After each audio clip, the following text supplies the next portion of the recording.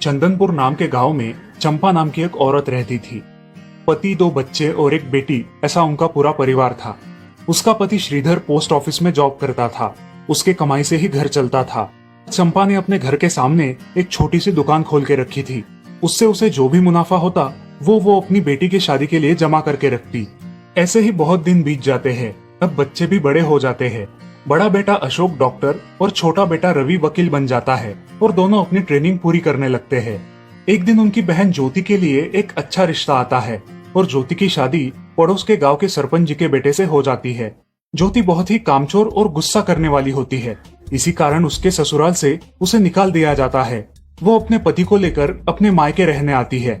अब चंपा का जमाई दुकान चलाता है और चंपा और ज्योति आराम से वहाँ रहती है। अरे ज्योति, जरा अपने कामचोर पति को कुछ काम करना क्यों नहीं सिखाती हो? कुछ काम का नहीं है वो। अरे हाँ माँ, उनके पिताजी ने तो उन्हें ही घर से निकाल दिया और हमारे माथे मर दिया। जाने दो, पति है। माँ और बेटी इसी तरह तानेबाजी करती रहती।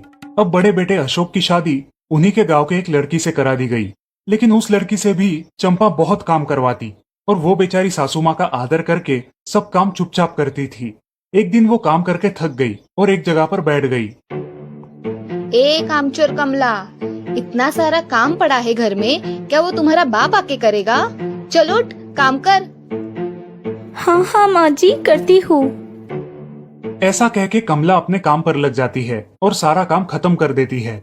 चंपा अपने बेटे अशोक से घर आने के बाद चुगलियां किया करती थी। अशोक घर आकर कमला को बहुत भला बुरा कहता और कभी कभी तो उस पर हाथ भी उठाया करता था। ये सब रवि देखा करता था और रवि को बहुत बुरा लगता था। अशोक मारने आता तो रवि बीच में पड़ जाता और माँ बाप को डांटता था और वही झगड़ा खत्म हो जाता था। ऐसा बहुत दिन चलता रहा। रवि को रंजना नाम की एक लड़की बहुत पसंद थी, जो कि एक न्यूज रिपोर्टर थी। क्या तुम मुझसे शादी करोगी? मुझे तुम बहुत पसंद हो। हाँ, मगर रवि, तुम्हारे घर में तुम्हारी माँ का बर्ताव मुझे बिल्कुल पसंद नहीं है, इसीलिए पहले तुम इसका कोई हल निकालो। अरे रंजना, मैं हूँ ना तुम्हारे साथ, तुम्हें टेंशन की क्या बात है? मगर रवि, तुम भी अगर मुझे मारने पीटने लगे तो मैं तुम्हें कोर्ट में खींचूंगी। अरे हाँ बिल्कुल, वो तो तुम्हारा अधिकार है। अगले दिन रवि अपने घर में रंजना के बारे में बताता है। रवि की माँ चंपा उसे साफ मना कर देती है। रवि, तुम्हें कुछ समझ आता है या नहीं? अपनी बिरादरी की लड़की से शादी करो बेटा। इस घर में ये आखिरी शादी है और मेरे भी कुछ अरमान है बेटा। अजय, आप कुछ कहते क्यों नहीं? हाँ बेटा, तुम्हारी माँ सही कह रही है, तुम इसकी बात मान जाओ बेटा। नहीं पापा, मैं शादी करूंगा तो सिर्फ रंजना से, वरना मैं शादी नहीं करूंगा। सब चुप हो जाते हैं। अगले दिन रवि मंदिर से शादी करके घर आता है। सब अचरज से रवि की ओर देखते हैं और चुपचाप अपने कमरे में चले जाते हैं। कमला उन दोनों का स्वागत करती है और वो दोनों अपने कमरे में जाते हैं। कैसे लगा मेरा घर? अच्छा है, मगर सब मिलजुल के रहे तो और भी अच्छा होगा। रंजना, तुम्हें मेरी माँ को सबक सिखाना होगा, तभी घर के सारे सदस्य ठीक हो जाएंगे। ठीक है रवि, जैसा तुम चाहो। अगले दिन रंजना अपने घर के मंदिर में पूजा करने जाती है। तभी रुको, मेरे भगवान के मंदिर में तुम मत आओ, जाओ यहाँ से। ये कहकर सास रंजना को वहाँ से भगा देती है और घर के किसी भी काम को करने से मना कर देती है। तब क्या माँ जी, आज से मैं इस घर की बहू हूँ। इस घर पे मेरा भी उतना ही अधिकार है जितना कि आपका। क्या बोल क्या रही हो? निकल जाओ मेरे घर से। खबरदार अगर हाथ भी लगाया तो। पता है ना, मैं न्यूज रिपोर्टर हूँ। रातों रात खबर छाप दूंगी और कोर्ट के चक्कर लगेंगे वो अलग, समझिए आप। सास चुपचाप देखने लगी और उसकी बेटी और ससुर भी देखते ही रह गए। रंजना ने कमला से कहा, दीदी, मुझे आपसे काम है, आप मेरे कमरे में आइए। और हाँ, आज से खाना ज्योति दीदी आप बनाएंगी। अरे माँ, तुम कुछ बोल क्यों नहीं रही हो? ये मुझे काम करने को बोल रही है। अजय, सुनते हो? चलो मेरी मदद करो। हाँ आता हूँ। ज्योति किचन का काम करने चली गई और सास बाहर का काम करने लगी।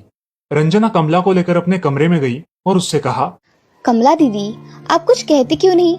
आप चुपचाप सह लेती हो, उसका ये नतीजा है। अब देखो दीदी कैसे काम कर रही है। आप कुछ काम करती थी क्या शादी के पहले? नहीं रंजना, मगर अब घर से ही अपना खुद का कुछ व्यवसाय शुरू करने का सोच रही हूँ। बहुत अच्छे दीदी, अब आप किसी से मत डरिए, हम हैं आपके साथ। सच में किसी के साथ होने का कितना महत्व होता है। अब उसकी सासू माँ ही घर के सारे काम करने लगी थी और ज्योति को काम करवाने की वजह से ज्योति भी अपने ससुराल जाने की सोच रही थी। अजी, यहाँ तो काम वाली से भी ज्यादा बुरी हालत हमारी हो गई है।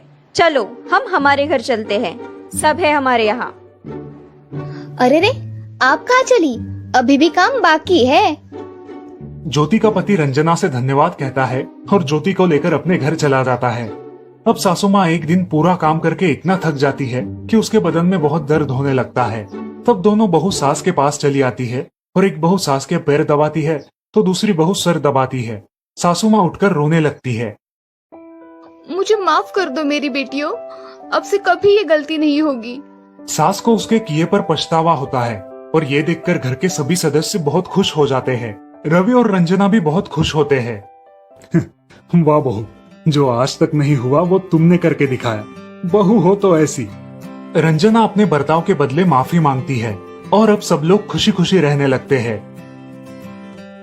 तो दोस्तों, इस कहानी से हमें ये सीख मिलती है कि हम सब मिलके परिवार बनता है और हम सब परिवार का महत्वपूर्ण अंग होते हैं।